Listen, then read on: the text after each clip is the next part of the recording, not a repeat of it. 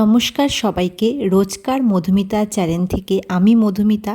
আজকে যে ভিডিওটা নিয়ে এসেছি দেখো, আজকে প্রথমেই দেখতে পেলে একটা সুন্দর প্যান্ডেলের মতো। তোমরা ভাবছো তো এই প্যান্ডেলটা কিসের?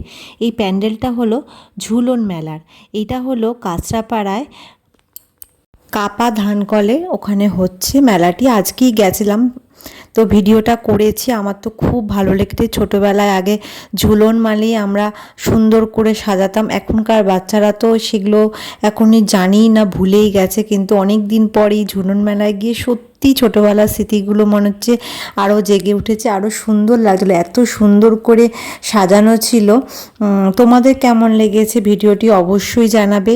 আর আমি অনেক দিন পর একটুখানি ভয়েস ওভার দিলাম, কারণ সত্যি কথা কিছু জিনিস না মুখে না বললে না, মিউজিক দিলে হয় না। ভাবলাম যে তোমাদের সাথে কিছু জিনিস শেয়ার করছি। দেখো রাধাকৃষ্ণটি কি সুন্দর, এইটি রাম মন্দির করার চেষ্টা করেছে, মানে খুব সুন্দরভাবে ওরা করেছে। আর মূর্তিগুলো মনে হচ্ছে জীবন্ত হয়ে উঠেছে। শ্রীকৃষ্ণের প্রত্যেকটা জিনিস সুন্দর করে ফুটিয়ে তুলেছে, ছোটোবেলায় যেরকম আমরা করতাম। খুব সুন্দর, মানে এত সুন্দর লেগেছে। বেশ ভালোই ভিড় হয়েছে।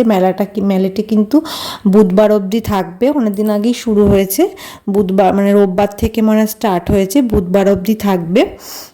তোমরা যেতে পারো, যারা যারা ভাবছো যাবে, ভালো লাগবে মেলাটি গেলে।